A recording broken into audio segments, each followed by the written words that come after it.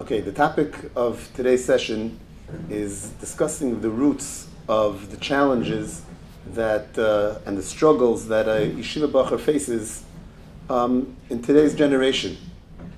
And the truth is, we could really break down the different types of struggles into two parts.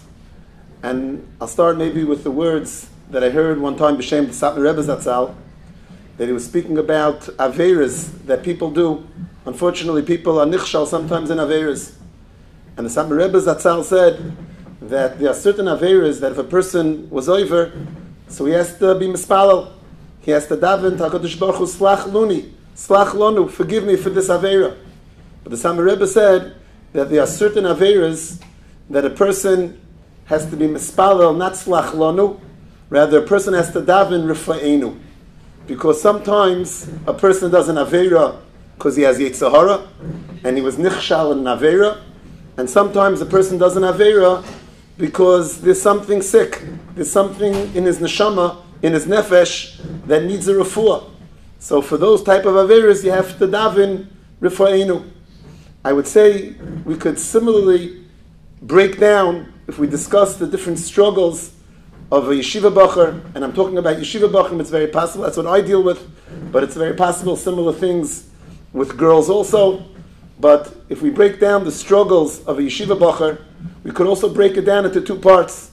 There are certain struggles which we could call standard, regular struggles that a Yeshiva Bachur faces specifically in our generation, and we have to look for the proper tools and strategies and methods to be mechazik and try to help him help himself face and cope with the struggles that he's dealing with.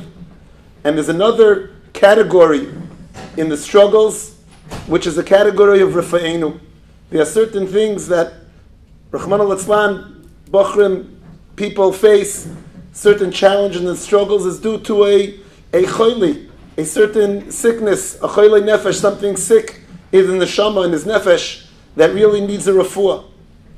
The real main topic, of course, of the Shabbos is of the second part, are the struggles that deal with more rifa'enu, the struggles and the challenges that a lot of children, a lot of people are going through, which is coming, the roots of it is they need a refuah, is rifa'enu.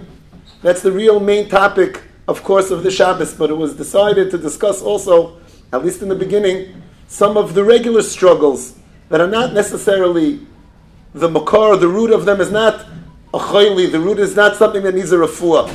The regular standard struggles that a Yeshiva Bachur goes through, and maybe sometimes by understanding and giving them the kalim, the tools, how to deal with it, how to face these struggles and these challenges, that could avoid and prevent it from leading to the type of struggles and challenges that are rifa'enu, that they really need a refuah.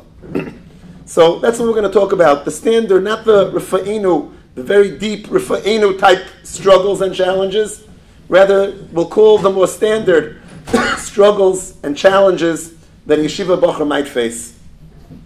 It's well known that every generation is faced with unique nisyonis, unique challenges, unique Yetzer Haras, that in a different generation it might not be an issue at all. For example, in the early 1900s in America, so there was a very big nisayon of Shmira Shabbos. If a person had a job and he wouldn't show up on Shabbos, that's it. Sunday he has to look for a new job again. And it was a real nisayon, either a job, al parnasa, food on my table, or Shabbos. And it was a real nisayon for people, and there was a real problem. That was the nisyonis of the early 1900s in America, in New York.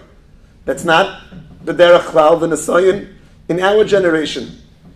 In Europe, pre-war Europe, there was a great nisayon, a great Yetzer Hara in yeshivas of haskalah. There was a real danger that a bachur, especially the smart, intellectual bachrim, could be chapped up and from the reform movement, from haskalah. That was the nisayon then, amongst other nisyonis. That's not the nisayon or the Yetzer Hara of our generation. That's not what we're dealing with. But every generation has its unique nisyonis, its unique challenges. What's the nisoyon for a child growing up in our generation? What's the nisoyon for a yeshiva bachur in our generation? What's the unique yitzhahara and nisoyon? So of course the first thing that would come to everybody's mind, what's the unique nisoyon, what's the unique yitzhahara in our generation, is in yonim of kiddusha. Our children, there's so much exposure to so many inappropriate things. It's exposure whether just walking down the street. It's exposure in all different forms of technology, what they're able to see, what they have access to, what's available. And that's Kiddusha. That's a tremendous yitzhahara and a tremendous issue of our generation. The hallmark, a great hallmark of Klal Yisrael was always the Kiddusha, and those walls of Kiddusha are crumbling in front of our eyes. And that's for sure a tremendous nisayon and a tremendous yitzhahara that our youth, and not only our youth, everyone is dealing with and struggling with. But if HaKadosh Baruch Hu gave that as the nisayon of our dar, this nisayon of the dar before Emetz Hashem, it's called Ikfas of the Mashiach. Rabbi Seinu, the Gedolei Yisrael, already revealed years ago that we're living in Ikfas of the Mashiach. If HaKadosh Baruch Hu gave such a strong nisayon, such a difficulty, such a yitzhahara that so many people are struggling with and dealing with, and it's staring and bothering so many people, there has to be a way, has to be some tools how to deal with it. What are those tools? And we all know saying no, forbidding it, and not allowing it, that doesn't work in the generation that we're living in. So what are we supposed to do? Mayasa haben v'lo yachta, like it says in the Gemara. What are we supposed to do facing the tremendous amount of availability and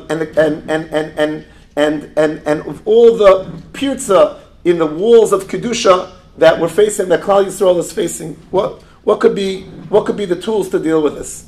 So I want to say a few ideas that I noticed from my experience dealing with Bachur, and I think it's a very, very important thing. There's an interesting thing. I'll start like this. There's a very interesting thing. I saw once in one of the Sfarim that brought down Divrei Torah of the Vilna Gaon, that he also, even though he lived over 200 years ago, but he also spoke about that in the last dar, before Mashiach comes, there'll be specific Yetzirah, like every generation has, and there'll be a Yetzirah of the last dar, before Mashiach comes, the dar of Ikfas the Mashiach. And what did the Gra say? What did the Vilna Gaon say? What is that Yetzirah? You'll be surprised. He didn't say Kedusha. He didn't say technology. He didn't say seeing and being involved in inappropriate things. He said something else. The Gra said that the main Nisayon and Yetzirah of the generation before Mashiach comes is Yetzirah of Dvarim B'Telim. Dvarim B'Telim, and in one place he also says, together with Lashon Hara. Dvarim B'Telim means Dvarim B'Telim, just being involved in nothingness. Instead of learning Bittul Torah, not learning, which is important, significant things, being involved in nothingness, Dvarim B'Telim. And also he says in one place, says Lashon Hara. Now, Dvarim B'Telim, Bittul Torah is a very important thing. Lashon Hara, of course, is a terrible thing.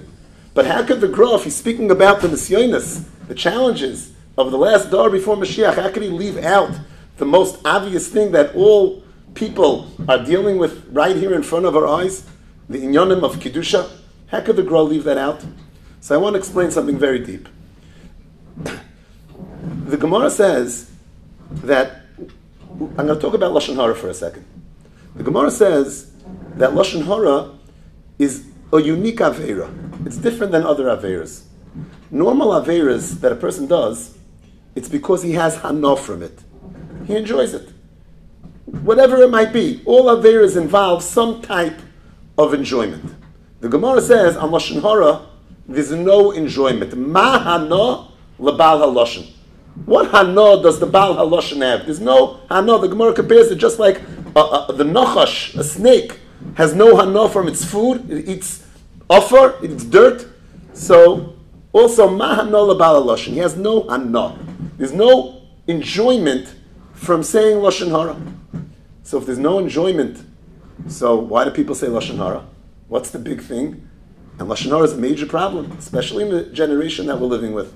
Especially with all the social media, Lashon Hara has taken a turn for the worse over the last 10 years.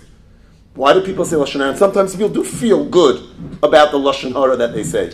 But the Gemara says there's no hana in Lashon Hara. People don't enjoy it. The answer is as follows. And here's the point.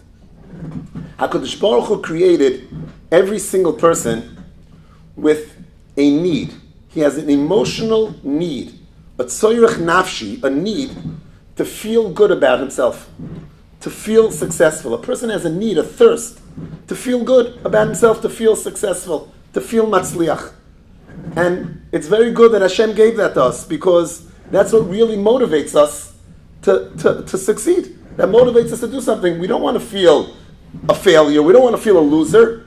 We want to feel matzliach. We want to feel successful. So we all have that need, a thirst. A person is created by nature that he has a thirst. I want to feel good. I want to feel good. I want to feel successful. Let's say you have a person that, for whatever reason, he doesn't feel it. He doesn't feel any success in what he's doing. He doesn't feel hatzlacha. He doesn't feel good about what he's doing. So he has this thirst. He has this need. I must feel successful. And it's not coming to any fulfillment. He's not filling it up. So what does he do? Such a person is in danger of turning to Lashon Hara. Why? Lashon Hara is an artificial way of feeling good about yourself. I couldn't find anything that I'm doing to feel good about, so I'll look around by everybody else. I'll see his problem. I'll see his problem. I'll see his problem. I'll see her problem. I'll emphasize it in my mind. Not only that, I'll talk about it to other people, and I'll see their problem as if ki'ilu I don't have it. And by that, to fill that need of feeling okay about yourself. That's the danger of Lashon Hara. An empty person needs to say Lashon Hara.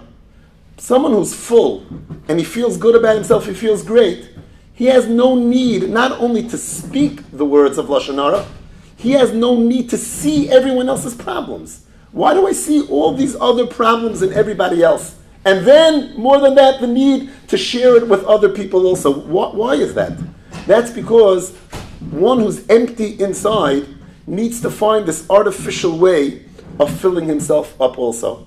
That's what the Vilna Gaon really meant, maybe, in the depth, that the Yetzer Hara of our generation is Yetzer Hara. He brought in, one of the things he brought in was Lashon Hara. It's not just the saying of Lashon Hara, that's terrible. But the Yetzer Hara of our generation, the Nisayon of our generation, is the feeling of detachment, the feeling of emptiness, the lack of fulfillment that we get from our Yiddishkeit. There could be many, many people that are doing the motions very well. They could be davening, they could be learning. I'm talking about those that are in Yeshiva, davening and learning, but they're disconnected. They're not feeling it. They're doing the chitzonius. Externally, they're doing the motions, but the pnimius is running on empty. And when the pnimius is running on empty, we're in a problem, because they're going to search and look for something else to fill that need of feeling okay about themselves. And that sometimes can be Lashon Hara. Together with that is also what the Gra called Dvarim B'Teilim. Dvarim B'Teilim, and especially the Nisayon that we were speaking about before, of inyanim of Kiddusha, of Taiva, of inappropriate things, that's a major problem in the generation.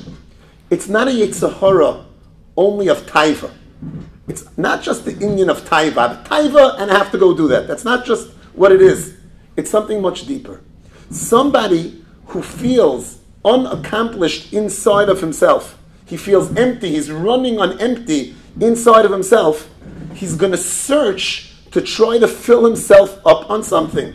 For one person, it might be by knocking everyone else so I feel like something, and by other people, it will turn to other artificial things of filling themselves up and making them feel good. And that's the inappropriate things that they might turn to. The main Yetzer Hara, the main Nisayon, the main struggle, I wouldn't identify as a struggle of Taiva. That's maybe what brings them there, but that's not the main thing. The main thing is the running on empty.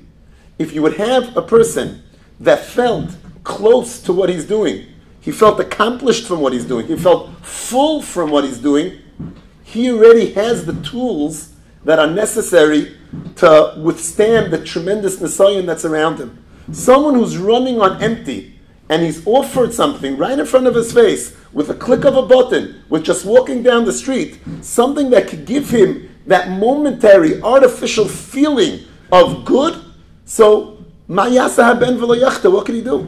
But if we're able to instill in ourselves and in our children a feeling of accomplishment, they're full, and they're accomplished, and they're matzliach, and they're satisfied with themselves, it's still not easy. There's still things going on around them. But they already have the tools, they have the kelim to be mismoide, to deal with it. They have the kelim. They're full. They don't have that thirst of just filling themselves up on nothing. Whether it's dvar betelim, the ikar problem of all the taiva around us is a dvar betelim problem. Filling yourself up on nothing instead of being full on what a person really needs to be full of, his Yiddishkeit, his Torah, and his mitzvahs, his davening, that really has the potential of filling us up and giving us the ability to fight against this nisayon and stand up to this nisayon and this Yetzirah. That's the inyan of the nisayon of our dar. So if you want to identify, and I'm going to speak about it more, the roots of what our Bachur, what our children, and sometimes us also, are struggling with, is the feeling of connection, the feeling of pnimius. So many people are doing the acts, doing the motion, but they're lacking the pnimius. They have the chitzonius without the pnimius. They're disconnected from what they're doing. And because of that, they have no tools to deal with everything that's going on. So what's unique about this generation, I think, is this disconnect. And I see it so many times by Bachurim. You could have a Bachur. I'm talking about Bachurim about doing the right thing. They're learning, they're davening, and they're doing the right thing. They want to do the right thing. But they're disconnected very often. It's an interesting thing. I remember when I was a Bachur in Yeshiva 30, 35 years ago, so there were different kinds of Bachurim. There were some Bachurim that were really great Bachurim. They learned good, they davened properly, they did good things. And that's all they did. They wouldn't be caught ever going to a movie and things like that. And you had the boys who weren't so good, and they would go do things that are inappropriate. There was two classes. And there's something that I've seen over the years, not just me. You could have a Bachur that sits and learns 3 starim a day. 3 starim a day, he learns, and he's serious about his learning. And he learns well, and he even comes to davening. But after all of those 3 starim, he'll go back to wherever he is, and he'll do things that are inappropriate. The same Bachur that's doing the good things are doing those things that are inappropriate afterwards. As far as I know, when I was younger, that was not so common. The ones who were doing, and I mean, everyone always had things that they had to deal with, but that would be kilo, my shita. That's the way of my life. I learn 3 starim a day, and I do what I want at night, or ben azmanim, or other times. I do what I want then also, and the two things could coexist. That wasn't so common a while ago. What changed? I think, and also more than that, the Mesilas Yesharim says, and it speaks about in a lot of Sfarim, that there's a very important yisoid, which is called ha'pnimius ma'oyer achitzonius. The Mesilas Yesharim says that usually, who are the people that keep the Torah and keep the mitzvahs with zrizos, with geschmack, with enjoyment, are the people who have inside of them a very strong desire and a fire in their heart towards Torah and mitzvahs. Those are the people that are doing it. And the fire inside his heart will cause him to do the davening and the learning and the mitzvahs with geschmack and enjoy it. But the Mesilas Yesharim says it could go the opposite way also. If a person in his heart is not ignited, his heart is dull, his heart is not so into it. If he would do the pu'ulos hachitzonius, he would do the outside actions with cheshek, with geschmack, with fire, that will also ignite the fire in his heart. The chitzonius is ma'oyer the pnimius. Mesilas Yesharim speaks it a lot of times. So how could it be? How could you have a Bachur that's learning 3 starim a day, and this is unfortunately common. Not everybody, of course. There's wonderful Bachrim that are tzaddikim through and through. But there is a common thing of a person who could be doing the right thing. He's doing the chitzonius. So why isn't it ma'or as his panemius? Why doesn't it ignite the fire in his heart and help him help him be oimed in the soyin when it comes to the night, when it comes to ben azmanim? The answer is because it's true. Chitzonius is ma'or panemius. That's if there is a panemius. If there's a panemius, if there's a connected panemius towards what you're doing, but it's not on fire, then what you do will ignite it, that spark, and put it on fire. But if there is no spark, if everything I'm doing is chitzonius, if all I'm doing is chitzonius, all I'm doing is just because that's what you do, that's what you got to do. Otherwise I'll be in trouble, otherwise my Rebbe will be angry, otherwise my parents will be angry. I'm just doing because what I have to do. And I have no spark of pnimius, so the chitzonius has nothing to do. A person's chitzonius could be ma'oris pnimius if he has the connection, he has the base connection. Then it's ma'or, then it puts it on fire. It'll take the spark and ignite it on fire. But a lot of people now are even missing that spark. And it's all chitzonius. That's what it is. I've spoken this about in public to Bachur in Yeshiva many times, and they're all just nodding their head. The Bachrim a lot of times feel, even though they're doing the right thing, but there are a lot of people that feel the lack of panemius, the lack of that spark of the panemius. So what do? If that's identifying the issue, the disconnect, the emptiness, the not fulfillment in what we're doing, so what's the eitzah? What's the eitzah? How do we deal with that? I want to say over a very, very interesting thing that I saw brought down b'shem Hagoyin Rav Moshe Sternbach Shlita. Rav Moshe Sternbach is a great-great-grandson of the Vilna Gaon, and he spoke out a Kabbalah that he has about a famous story that happened with the Gra, the Vilna Gaon, and his Talmud Reb Chaim Volozhiner. Reb Chaim Volozhiner, as is well known, he is the father of the Yeshiva system that we have now in the world. The Yeshiva system is based on what Reb Chaim Volozhiner set up, and before he decided to open his first yeshiva in Volozhin, he went to his Rebbe, the Gra, and he asked him permission. Could I open a yeshiva? He wanted to open a yeshiva with a dormitory and a yeshiva like we know it today. And the Gra refused. And he said, no, you can't open a yeshiva. It's not the way to do it. And then Reb Chaim left. He didn't open the yeshiva. He came back a year later, and he again asked the Gra. And the way it goes is, the Gra cried. By the conversation with Reb Chaim Volozhin, he cried. And then he agreed, and Reb Chaim opened his Yeshivas Volozhin.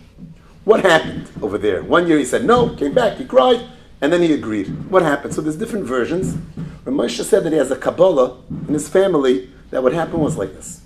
Before Reb Chaim Volozhin opened his yeshiva in Volozhin, so how was there Rebbe and Talmud? There was no yeshivas mamish. There was some maybe, but the system wasn't like it was. What was it now? There was, in every city, in every town in Europe, there was a Rav. And the Rabbanim then were very, very big Talmidei Chachamim. And if there would be a child, wherever he lived, that was capable to be a Talmud and to become great in his learning, his parents would send him to learn by that Rav. Learn by that Rav, without yeshiva. Where would the children stay? Where would the Talmidim stay? In the house of the Rav. And they would eat by the meals of that Rav. And they would live with him as part of the family. And Mamela, they would also spend the day learning Torah with him also. And that's the way the Torah was passed on from Rebbe to Talmud. It wasn't an institution of a yeshiva. It was in the framework of the family, living together with the Rav, eating with the Rav, living with the Rav, like the Rav's children, like the Rebbe's children. And through that, he gave over the Torah. The Gra said, if you're opening a yeshiva, you're institutionalizing the Mesiras HaTorah. The Torah can't be given over that way. The Torah has to be given over that the relationship between a Rebbe and a Talmud is like the relationship of a father and a son. V'shinantam levanecha, elu ha-talmidim. Chazal tell us that Talmidim are also called banim. If you stick the Talmidim into an institution called the yeshiva, and you give shiurim and you teach them Torah, where's the banim? You're teaching them Torah, where's the banim? The derech of Mesiras HaTorah has to be v'shenamtim levanecha elu talmidim. And that's the way it was then. The Talmud came and he mamish lived with the Rebbe. He was part of the Rebbe's life. The Rebbe was totally part of his life all the time. And that's the way he grew, and he grew in Torah.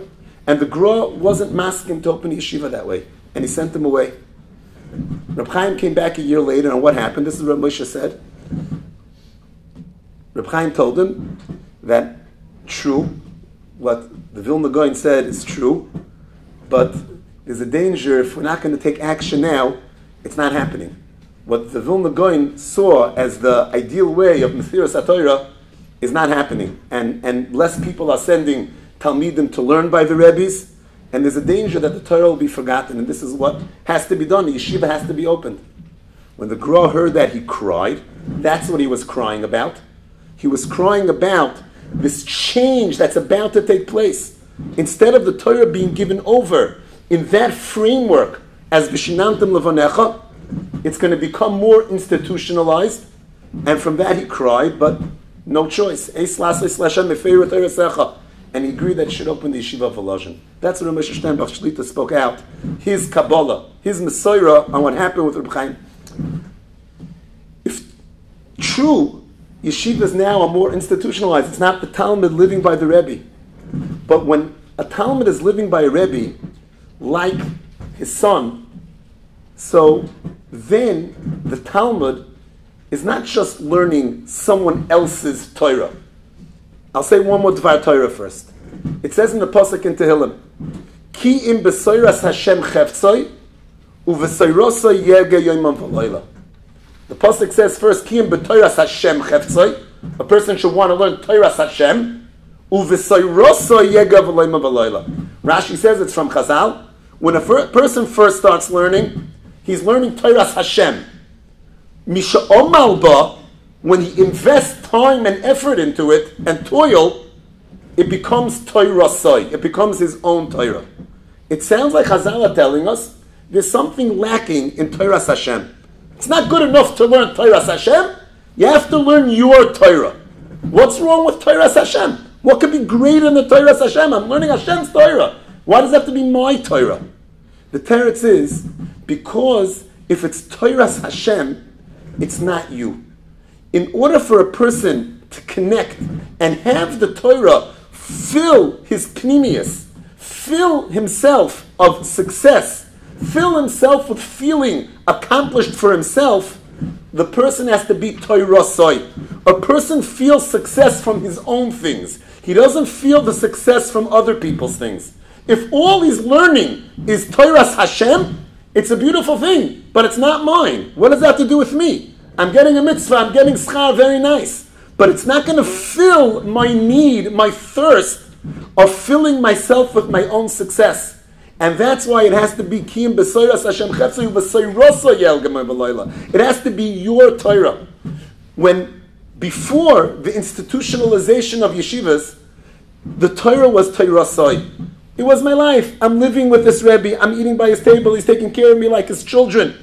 And I'm learning with him. This is Chayenu. This is my Rebbe's life. This is my life. It's all about me. It's not just Toiras Hashem. It's me.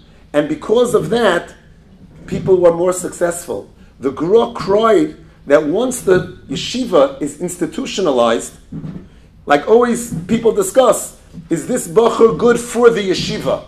Is it good for the yeshiva? It's not good for the yeshiva. It damages the yeshiva. It became an entity in and of itself called the yeshiva.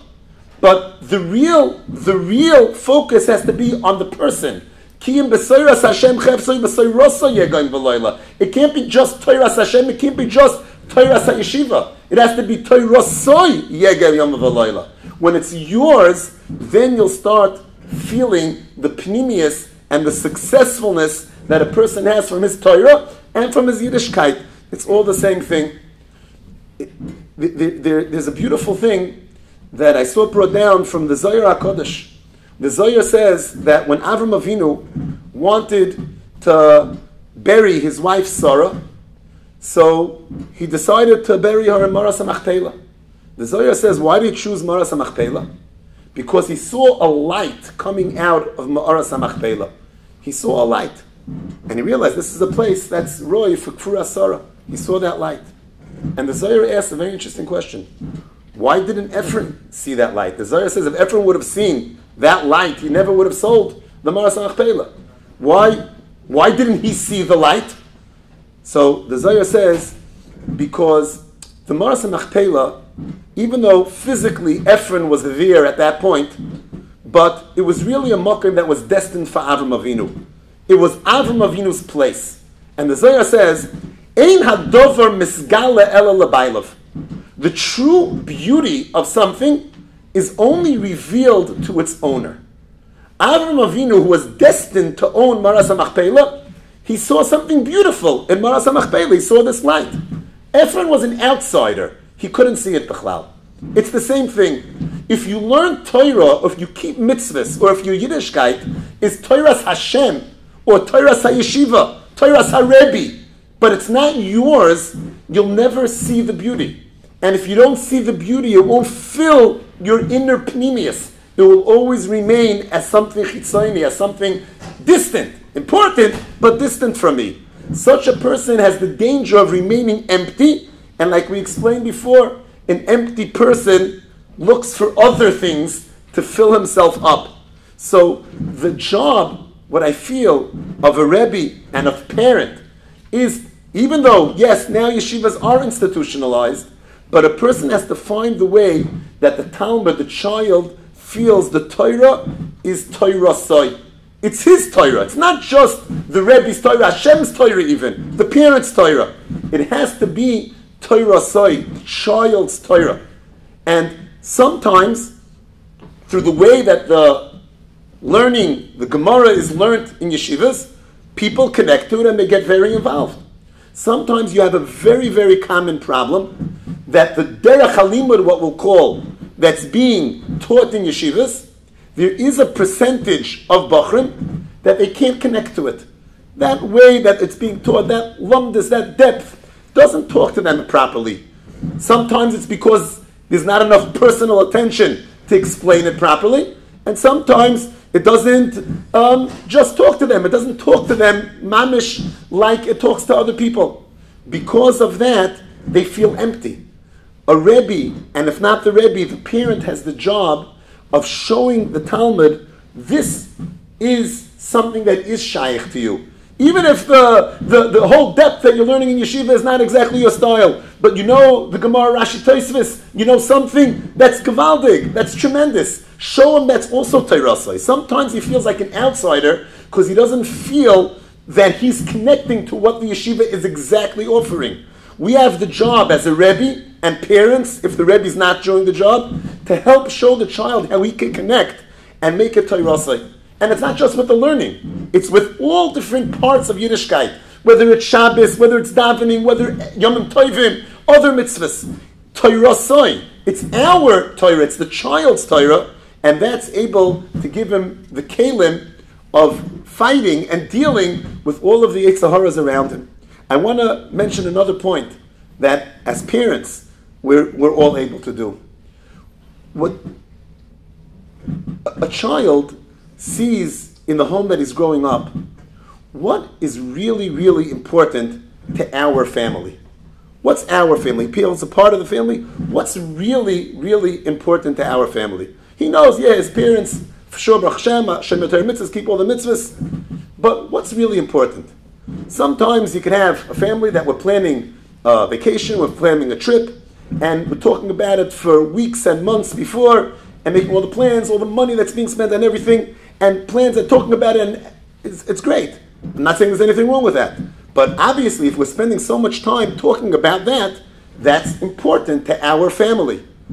If we would talk about things in Yiddishkeit that way also, not just, I bought the matzah and I bought the matzah in this place, I went to bake it, I went to watch the baking, I went to observe it, and you see that the children see that you invest time, interest, money, talking about it. This is important, this is a major topic of our family.